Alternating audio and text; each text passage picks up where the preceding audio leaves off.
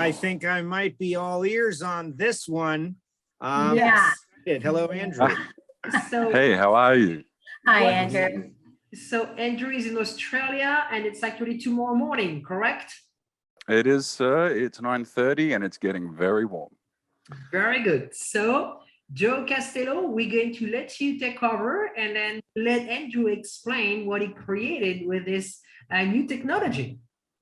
Excellent. Thank you, Francis. Thank you, Judy. Andrew, welcome. And a reminder to everybody out there on EPARTRADE.com or watching on Racer.com and the World Wide Web. If you have questions, by all means, you can put them in the chat.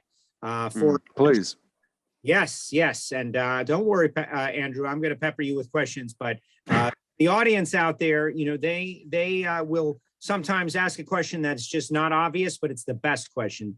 But let's get started right away. AF Accessories, Francis teed it up, a new technology. I spend the majority of my time on the starting line for Top Fuel dragsters and nitro funny cars. And so, you know, you're probably working with drivers, but let's talk about the technology and the target audience. Who is this for? Crew members, racers, people in the cockpit? Lay it on us.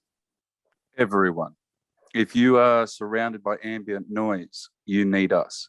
So perfect examples are like when you've got someone trying to interview someone on pit lane, and then they ask a question and the racer starts talking, and then next thing someone in the background just pins that throttle and the whole conversation's gone. It's live, it's embarrassing. And that has plagued everyone for a hell of a long time. So yeah, we started a long time ago when we developed a technology that cancels noise at the microphone, but can also be used to create sound bubbles and things like that. So I live very close to Sydney Motorsport Park, Eastern Creek Raceway in New South Wales here in Australia. And the Top Fuelers, they are loud. Like, you know, I love hearing that roar for those like 5 seconds. But yeah, we believe we can actually stop that. So if you were to step like 100 feet out of the boundary of the racetrack, you wouldn't hear the race cars. So we can create a sound bubble at the track. Yeah. But we've started with the microphone. I mean, you look at noise cancelling technology and the latest headsets, they all cancel noise here at your speaker. No one filters the noise that comes into the microphone first. So it's a bit hard to explain. Let's roll the video so people can get an idea. This is at Eastern Creek, and let's see what happens.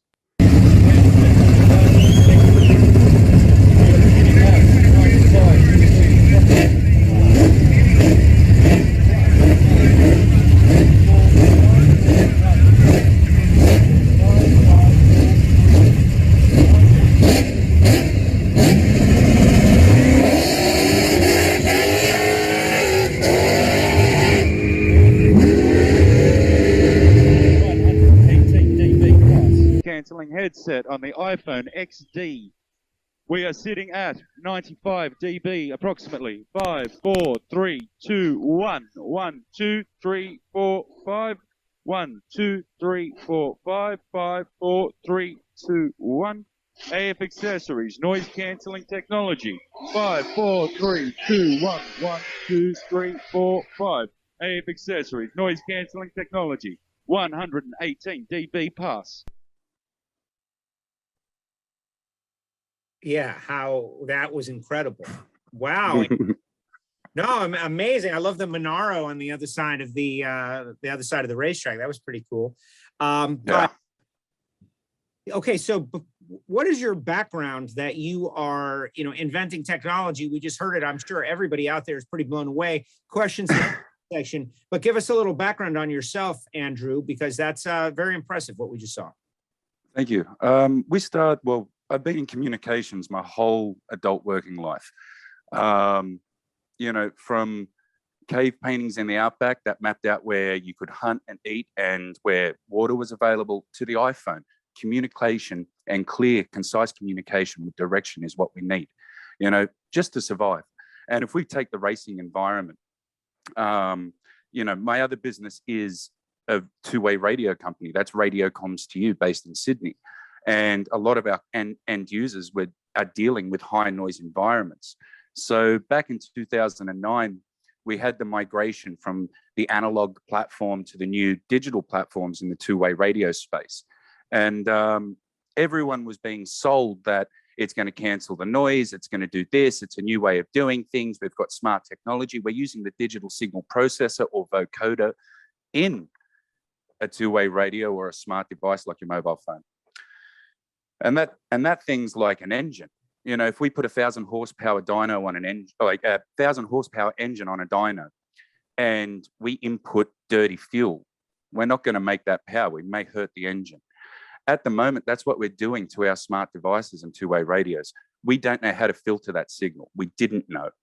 So when we had that migration to digital, the one thing that screwed me up, and if I wasn't there in person, I went to a football match here in Australia. I was doing all the radio communications for security.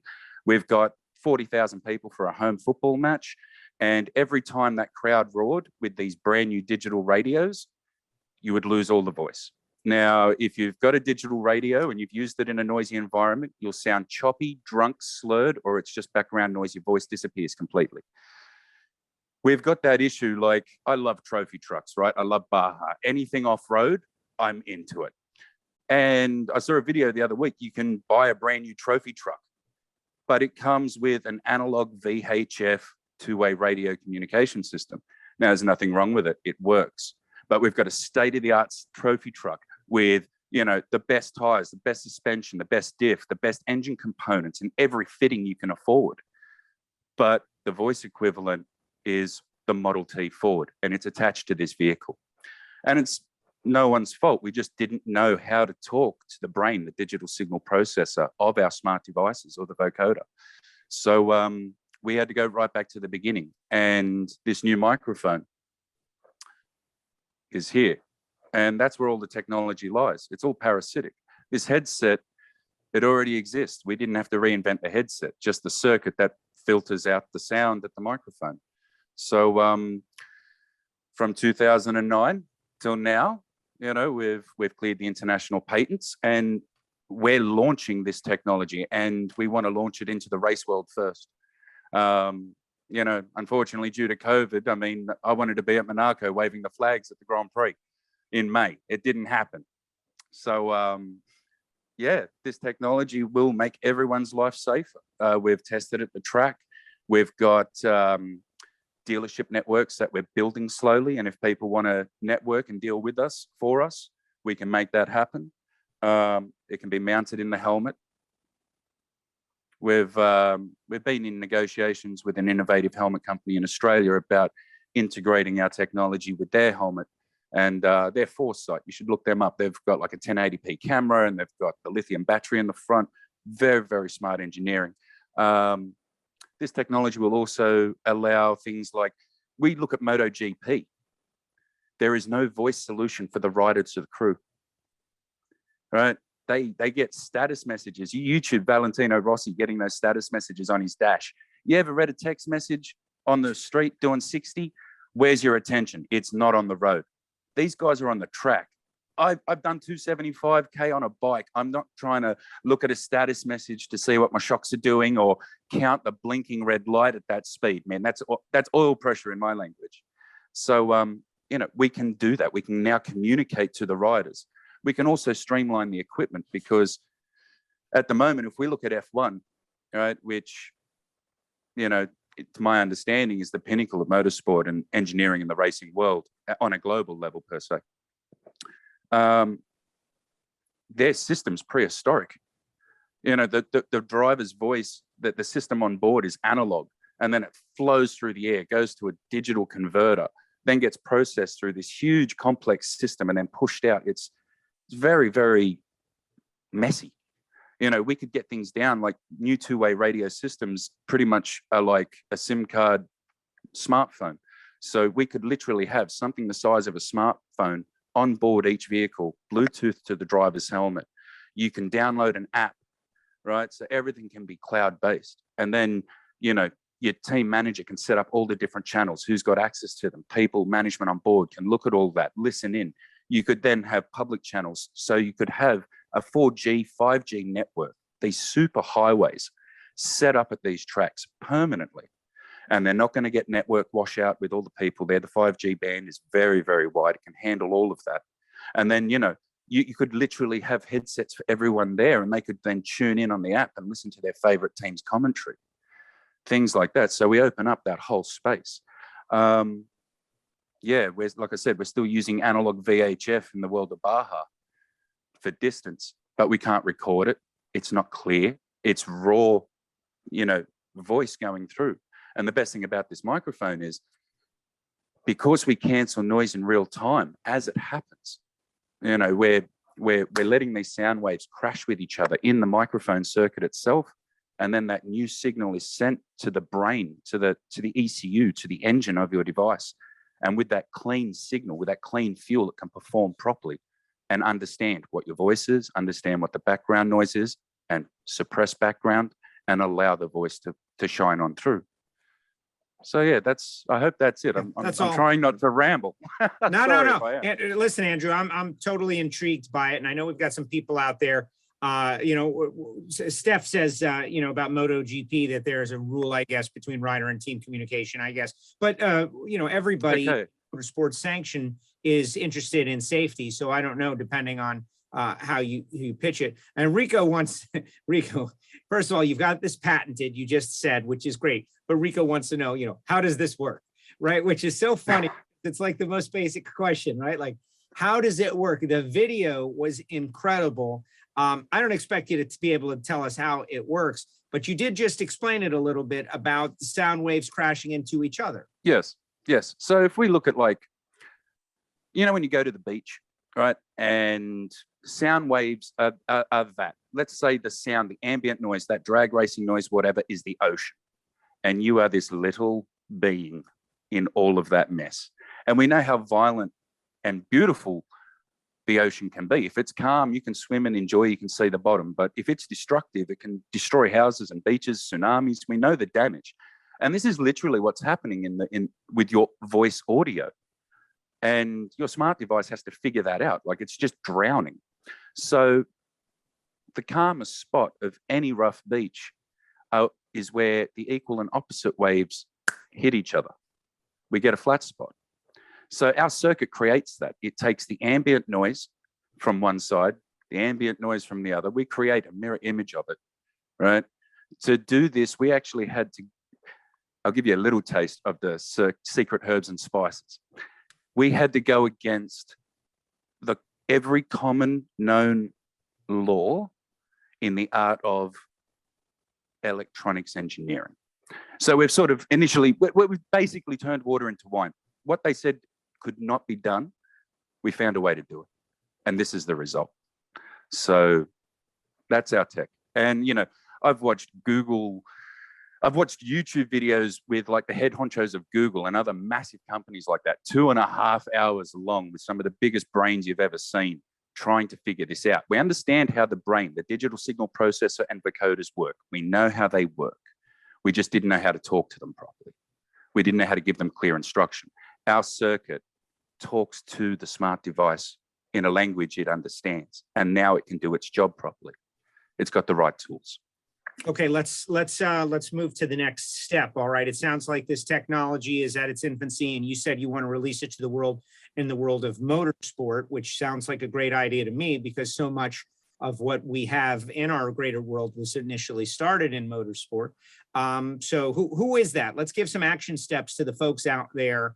You know, are we looking for race teams? Are we looking for, like, who is the clientele? What phase of this product are you in? Is it ready to order? And what is next for you? How can the folks out there, you know, get behind this, and those that are interested in trying or using it, get behind it? Well, you can contact me at info@AF, Alpha Foxtrot, afaccessories.com.au. We want to get this in the hands of the people that see the benefit of the technology. I want to see this right throughout NASCAR. I've seen headsets being advertised with a signal to noise ratio reading. So that's one of the things we measure: signal to noise ratio and total harmonic distortion. They're two measurements in the microphone world. And, you know, these guys are advertising a signal to noise ratio with their microphone of 24 decibels. And I'm like, okay, that's not bad. Our microphone signal to noise ratio starts at 81 decibels. So we're that much better. So yeah, I love listening to NASCAR radio chatter. Those cowboys are hilarious. I love that stuff. I've really got to get there and see. I've got to get to Daytona. All that can be made super clear. Like the driver's voice, you aren't going to hear anything in the background. If you do, it's going to be very minimal. So yeah, we want to get this in the drivers' helmets. We want to get this into the teams. We want to get this on the tracks. I mean, there's no point having a state-of-the-art track with, you know, fire crews and rescue crews at the specific locations where, you know, if we've got, and this actual scenario was from someone we were working with in the R&D phase. They said, you know, we've got a digital system at our track. And, you know, if we've got a car on its roof in turn 4 and it's on fire, and that person, the marshal, goes to radio up on that system and talk, under yellow flag, with all that noise with the cars on D-cell, the voice is completely wiped out. So the people receiving the signal have to go, please repeat. So you repeat. You may have to repeat a third time as the tail cars come past. Please repeat. How long's that? 30 seconds? If the guy's not out, it's smoke inhalation. And we've got a perfectly good rescue crew that don't know where to go. So that's a huge problem. So yeah, we want to see this on the tracks. We want to see this on the tracks. We want to see this on the officials. Like, okay, I didn't know that ancient rule about rider communications. I probably should have looked that up. My bad.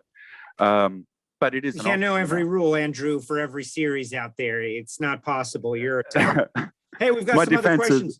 Yeah, no. Listen, I don't think that's a problem at all. But we do have some questions out there. All right. So first of all, Keith is out there, and he knows me from drag racing, and he says that I would be the best beta tester out there. But to your point, I stand on the starting line at NHRA national events, and it's very loud. And I have formed earbuds with a radio speaker inside, which is fine, and I can hear. But they cannot hear me. They cannot hear me when the cars are running. And if you watch most coverage of drag races, the driver hears the crew chief, but we never hear the driver.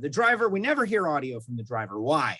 Well, because you can't hear him. It's too loud inside the car with the helmet and everything. So I would really like to see the technology take on that environment. But here's another one from Steven. Says most noise canceling, and he says that in caps, is very important, works by taking mic input and generating 180-degree out of phase audio sound wave, right? Question mark. So this is the same, but using smartphone processing power, question mark. So primarily a software solution, question mark, says Stephen, who is intrigued, obviously. We don't rely on the digital signal processor or nothing with our technology happens on the digital side, right? All our technology is a pre-filter. If you wire up a speaker backwards, it'll run in reverse polarity. When it runs in reverse polarity, that speaker is going to create the opposite signal. All right, it's going to run backwards. It drives backwards. The byproduct of that is that it'll also drop its amplitude. So if it pumped out 100 watts, it's going to pump out like 30 or less, right? Because it's running backwards, it's running negative. So that's what we do. We create a negative, we convert the ambient noise to a negative signal in the analog phase, combine it with the positive phase signal through the microphone I'm talking through, and that's where we get the opposite waves. They hit each other. Yes, his theory is 100% correct. We've just found another way to do it, a real way to do it. Very so interesting. Yeah, Tim says he's worried about ear damage. Does your system does not cause ear damage like the other systems, question mark. Ear damage, I'm not aware if they cause, but what ear damage they cause. That's exactly right. I mean, it's just a microphone with a really clear signal.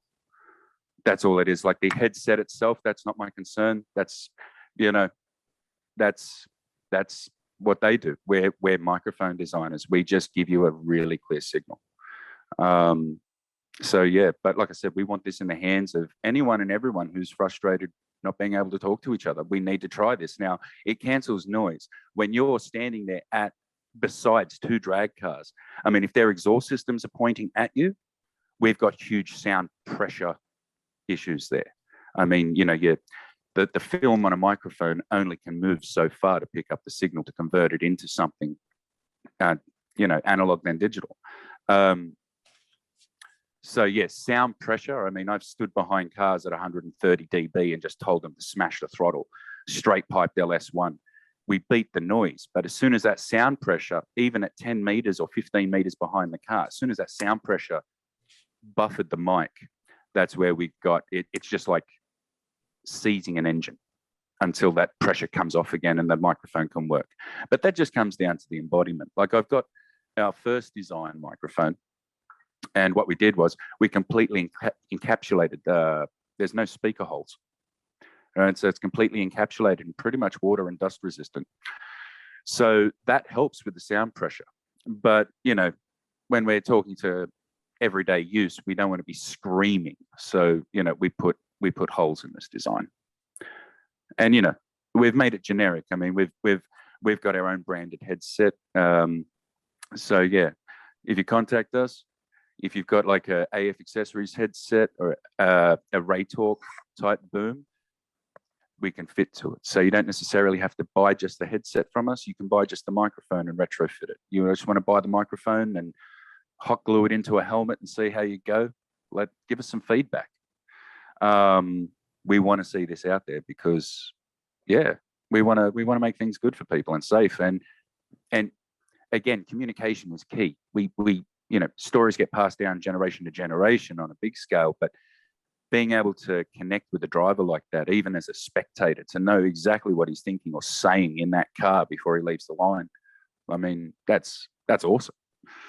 Yes, no, well, it is, and it's a big part of motorsports. And frankly, the popularity of motorsports has increased because of driver coverage and in-car coverage, to hear what they say in the moment, whether it be anger, elation. You know, that's something we didn't get back in the day, right? You could only wonder what they were saying or what it was like to be in there. But with the advent of in-car cameras and in-car audio, you can hear the emotion of a moment as a driver crosses the start-finish line with the checkered flag. That's a big part of every broadcast. To make that as clear as is possible for everyone, that would be a really great product.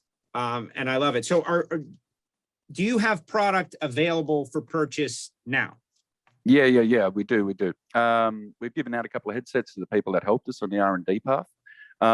Currently in stock right now. We are waiting on a new shipment to come in, but I've got about 80 or 90 headsets with the microphones available. And if you just wanted to buy the microphone itself to match your headset, just email us and we'll correspond and work things out, like in regards to fitment and design. I've got about 200 in stock, and we've got 1,000 we'll have 1,000 ready by Christmas, we believe. But we're hoping to get enough units ready for the new year. COVID and the current world conditions, especially in Australia, have not helped us at all. That has delayed us somewhat. Our webpage is very basic.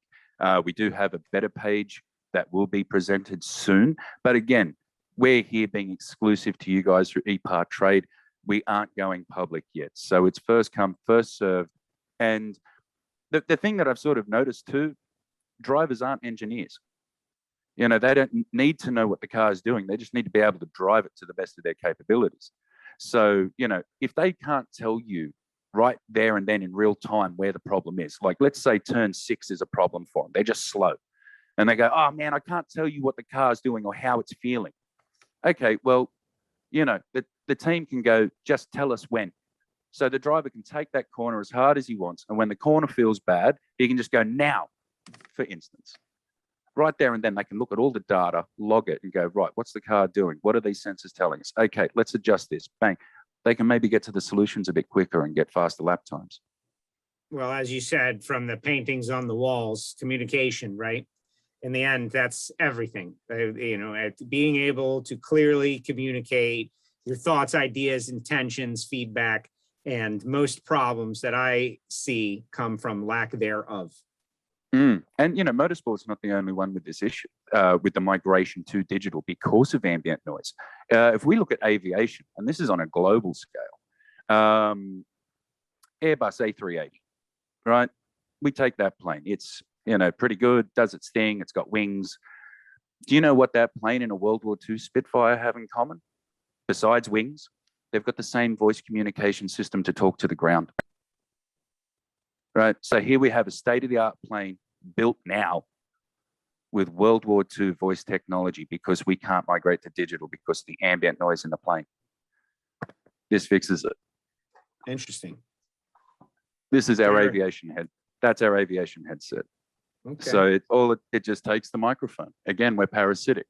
So next week, I'm going down for our second trial at the airport. Got a couple of guys, they just want some headsets and they're just hooking us up in the cockpit just so we can get that ambient noise and see how they're performing.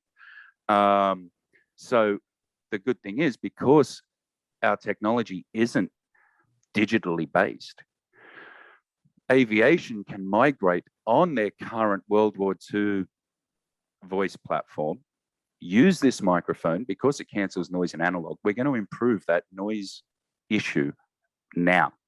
And then when they decide on a global level what digital platform to work with, DMR, NXDN, P25, they can just migrate the hardware, use the same headset, and they're going to get cutting edge digital voice cancellation technology instead of analog. So it works in both. So if you do have that VHF system in your trophy truck, you are going to get better audio through this microphone instantly. And when you want to upgrade to a digital platform, you can do that with the same microphone and you're going to get the same experience like you do at that with that YouTube video we put up. Well, and that video I think is very very telling for any of us who've been to the racetrack. Keith out there saying very impressive, and it certainly was, Andrew, very impressive, because that is worth 1,000 words, as they say. We've all been in that situation, and you have created a solution that doesn't require a total repurchase of everything that you've got, which is even better because most race teams out there, they've already got a lot of equipment in this arena. You're invested. Yes, you are heavily invested. And so I think you've got a good thing going. I see Francisque and I see Judy are back with us, but I just want to congratulate you on what you've done. That was tremendous. And I wish you luck with your product. I have no doubt that you will have many takers. Well, contact me for a headset, man. I want to see that headset on your head at the track. So let's thank you so much. I'll reach out.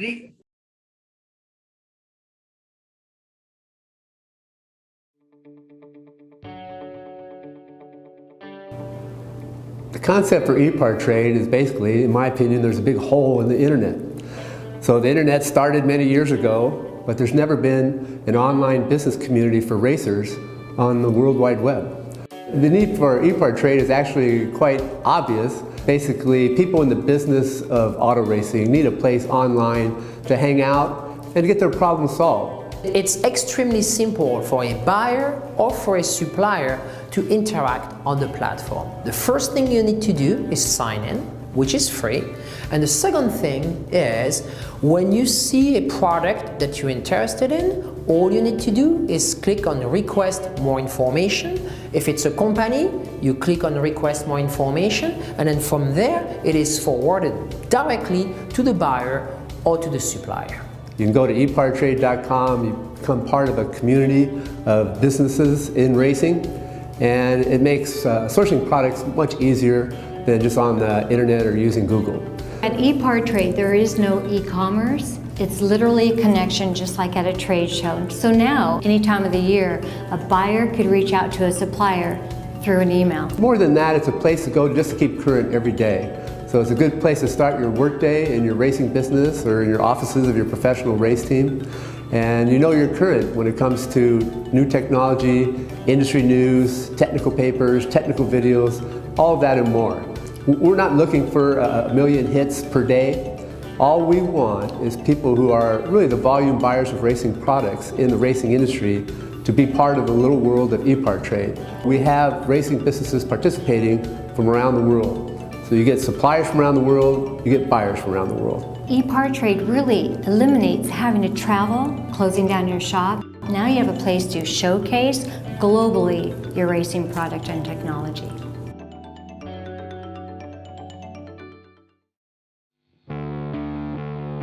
There are two types of people, racers and everyone else. Racer Magazine is for those who believe that racing is a way of life. Racer embodies the excellence that defines a sport driven by passion, courage, and ingenuity.